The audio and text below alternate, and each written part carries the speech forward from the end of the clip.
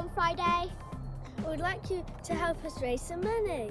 There are lots of children that need our help. All children have the right to clean water, healthy food and a safe home. Some children do not have these. All children have the right to play and to go to school. Some children don't get to do this. It's important to make sure we all have a healthy mind and body. This week we are going to exercise to energize. Exercise is great! It helps us feel good and positive. Every class will spend 10 minutes or more a day exercising.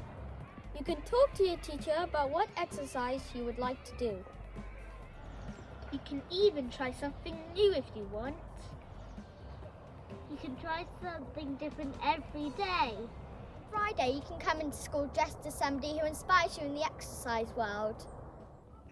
Remember to donate as much as you can for children in need. Don't forget to donate to Pound on Friday. We can all do our bit to help. There will also be a Just Giving page. It's important for all children to feel happy and safe.